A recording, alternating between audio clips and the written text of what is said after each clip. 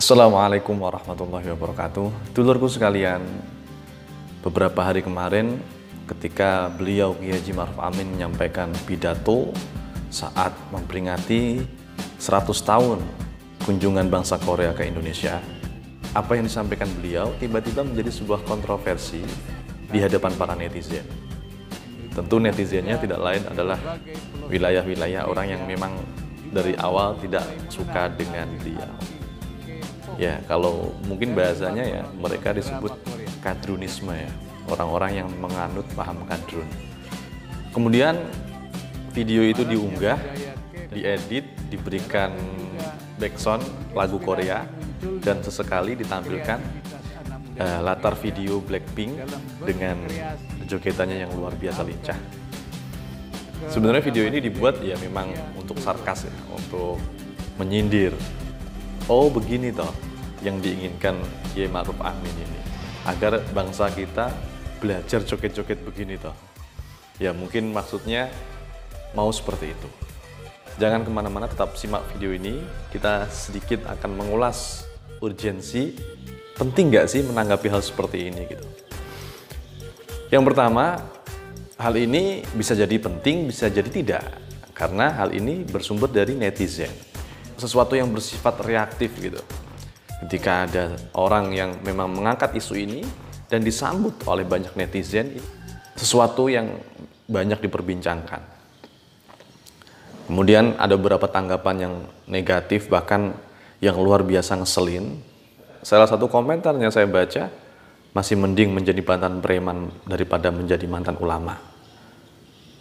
Ini sangat konyol. Kalau menurut saya komentar seperti ini sangat, yang pertama memang tidak sopan ya, tidak beradab sama sekali, dan kedua konyol. Apakah Anda yang berkomentar seperti itu berhak mencabut atau meletakkan titel ulama kepada seseorang? Dan tentu saja tidak.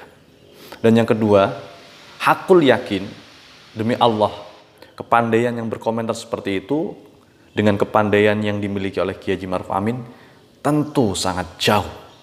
Beliau adalah ulama yang karismatik, yang cerdas, dan saat ini yang menjadi wakil presiden. Jadi tidak sedikit orang yang hanya melihat kop dari sebuah berita dan itu mengandung unsur kontroversi, kemudian hal itu di-share dan dijadikan sebagai dalih. Padahal belum tentu kop dari sebuah berita itu isinya juga seperti itu gitu loh. Artinya isinya itu, apakah isinya sekontroversi apa yang ada pada kop? Tidak seperti itu. Saya melihat berita seperti itu, ketika saya baca, isinya biasa. Hanya saja memang judulnya memang sedikit kontroversi. Seorang kiai mengomentari K-pop dan drakor. Berarti beliau ini sangat update sekali, tidak ketinggalan zaman. Tapi kebanyakan orang-orang kita itu malas untuk mencari sebuah kebenaran, mencari sumber kebenaran. Bagaimana sih beritanya? Apakah benar seperti ini? Hanya bermodalkan kop dari sebuah berita, kemudian hal itu di-share. Masa sih kiai kok seperti ini?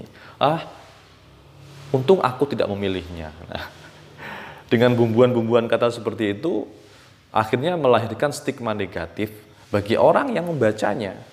Kalau yang di-share adalah screenshot dari kop sebuah berita, maka tidak bisa diklik laman yang ada. Kenapa yang dicantumkan hanya kop dari berita online? Karena tujuannya ya untuk mencari kelemahan Kiai Ma'ruf Amin. Ini tidak lain dan tidak bukan. Kalau memang dia orang yang baik, maka dia akan mencantumkan link berita yang ada. Bukan hanya kop yang memang isinya sedikit kontroversi. Dari segi judul memang lebih bisa untuk digoreng.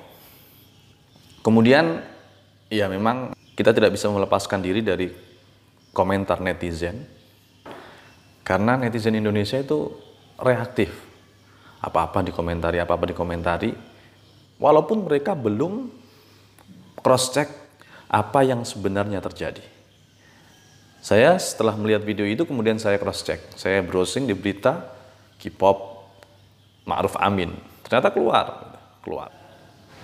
Pada saat itu beliau memberikan sambutan memperingati 100 tahun kunjungan warga Korea ke Indonesia. Jadi kalau dilihat, ya kita harus memposisikan sesuatu pada tempatnya, biar kita tidak mensalahartikan. Oke, yang pertama, yang perlu kita posisikan adalah memposisikan Kiai Ma'ruf Amin menjadi seorang wakil presiden. Ini penting. Nah, sebagai seorang wakil presiden, tentu apa yang disampaikan sebenarnya ya lumrah-lumrah saja. Menjadi sebuah stigma negatif ketika Anda melihat budaya Korea, drakor, K-pop, itu negatif. Kalau memang dilihat dari kacamata agama, memang ada beberapa sisi negatifnya. Tapi, logikanya begini. Jika Anda melihat kebudayaan Korea yang bersifat negatif, dan itu sudah banyak meracuni anak-anak muda kita di Indonesia, apakah mereka bisa kemudian secara saklek kita melarang mereka untuk mengikuti misalnya, jangan melihat Korea, karena Korea itu bukan budaya kita. Apakah bisa seperti itu? Hakul yakin dengan cara yang saklek seperti itu akan otomatis tertolak. Itu yang pertama. Dan yang kedua yang dilakukan Kiai Ma'ruf Amin ini merupakan sebuah terobosan beliau membaca situasi. Apalagi momentum yang seperti itu, momentum yang dimiliki orang-orang Korea. Jadi menjaga hubungan bilateral antara dua negara, bahasa-basi seperti itu adalah hal yang biasa. Namun lagi-lagi komentar netizen itu memang sangat-sangat menggelitik ya. Tanpa tahu esensinya, kemudian memberikan komentar seakan-akan dia seorang profesor. Seakan-akan mereka adalah seorang ahli. Sama juga yang dilakukan Ahmad Dhani. Ya mungkin dia ahli musik. Tapi sekali lagi yang kita ingat, bahwasanya apa yang diucapkan Kiai Ma'ruf itu bukan hanya dari segi K-pop saja, tapi budaya yang meliputi semuanya. Anda kalau pernah melihat film Korea, drama Korea, satu episode saja, dan Anda tidak melanjutkan episode selanjutnya, saya akui Anda adalah orang yang hebat, orang yang mampu untuk menahan diri. Karena saya sendiri pernah suatu ketika saya coba ingin mencari film drama Korea. Dan betul, episode pertama menuju ke episode selanjutnya ini menjadi sesuatu yang kurang jika tidak dilanjutkan. Dan itu menghantui benak saya. Sehingga mau nggak mau ya harus dilanjutkan untuk menontonnya. Jadi cara yang paling efektif untuk menghindari Anda menjadi pecinta Korea, Anda menjadi pecinta drakor, jangan menonton film drakor. Karena memang betul, filmnya sangat-sangat ngena sekali di era-era milenial seperti ini. Coba dibayangkan, pemainnya ganteng-ganteng, cantik-cantik, dan alur ceritanya, plotnya sangat-sangat menarik untuk disaksikan. Inilah yang dimaksud budaya dari drakor itu.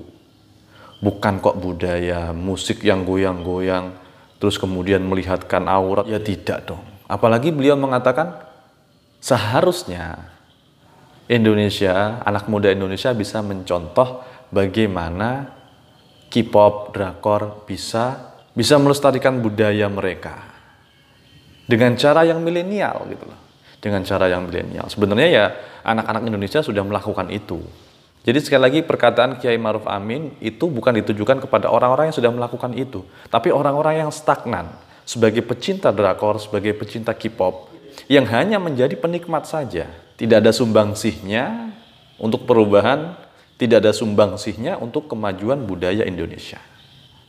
Jadi tujuannya kemana? Ya tujuannya otomatis bagi para pecinta drakor, drama Korea. Saya berani menjamin ketika Anda mengatakan bahwasanya drama Korea itu jelek, mengatakan budaya Korea itu jelek, mengatakan K-pop itu nggak menarik sama sekali, di hadapan orang yang mencintai drakor, di hadapan orang yang gandrung dengan hal-hal yang bersifat Korea itu, Anda akan dilabrak. Mereka akan mengatakan, kamu memang nggak pernah lihat sih, coba kamu lihat. Jadi sekali lagi tujuan Kiai Ma'ruf Amin mengatakan hal seperti itu tujuannya bukan kepada orang untuk umum sebenarnya. Ya kita tahu sendiri karena temanya pada waktu itu tema Korea. Jadi ini momentum yang pas mengajak anak-anak yang menjadi pecinta drakor, menjadi pecinta K-pop untuk bisa mengangkat budaya kita menuju ke kancah internasional. Jadi itu aja sih tujuannya, tidak lain dan tidak bukan. Jadi sekali lagi, kita harus memposisikan beliau sebagai wakil presiden. Dan anehnya begini, ada orang yang sudah tidak mengakui kekiaian Kiai Ma'ruf Amin, tapi masih mengomentari kekiaian Kiai Ma'ruf Amin. Nah ini yang lucu. Jadi komentarnya begini, Kiai kok begitu. Nah, padahal dari awal dia sudah tidak mengakui kekiaian Kiai Ma'ruf Amin. Tapi kenapa masih mengomentari sisi kekiaian Kiai Ma'ruf Amin? Repot kan? Iya repot. Namanya juga orang yang mencari kesalahan, ya kan? Banyak sisi dan banyak celah kalau kita mau mencari sebuah kesalahan orang lain. Tapi cobalah lihat dari sisi mana. Beliau itu orang yang sepuh, ulama karismatik, orang tua kita, ulama yang memiliki kredibilitas yang tinggi. Beliau pernah menjadi ketua MUI, otomatis ilmu keagamaan beliau sudah tidak diragukan lagi. Kalau Anda sebagai pembenci Kiai Ma'ruf Amin tidak bisa melihat beliau sebagai wakil presiden, lihatlah beliau sebagai ulama. Kalaupun Anda tidak bisa melihat beliau sebagai ulama, lihatlah beliau itu orang yang sepuh, orang yang lebih tua dari kita. Jadi bagaimana ya? Susah memang untuk menasihati orang-orang pembenci itu. Sampai-sampai Sayyidina Ali pernah mengatakan, jangan menceritakan kebaikanmu kepada orang yang membencimu. Walaupun kita menceritakan kebaikan kita di hadapan orang lain yang membenci kita, itu menjadi hal yang percuma.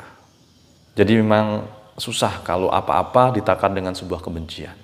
Hal itu akan menutup semua sisi positif yang dapat diambil. Jadi menurut saya apa yang disampaikan Kiai Ma'ruf Amin adalah langkah yang tepat dan ide yang cemerlang. Dari momentum ini beliau bisa menyampaikan apa yang hendak beliau sampaikan kepada anak muda Indonesia yang menjadi pecinta budaya Korea, yang menjadi pecinta K-pop, yang menjadi pecinta drakor. Jadi tidak ada yang lain. Kalau Anda bukan pecinta drakor, berarti bukan Anda yang dimaksud. Tujuannya apa? Jangan dilihat dari segi negatifnya. Tapi bagaimana untuk terpacu memajukan budaya Indonesia menuju kancah internasional. Demikian dulur, semoga bisa dipahami. Mohon maaf apabila ada kekurangan. Assalamualaikum warahmatullahi wabarakatuh.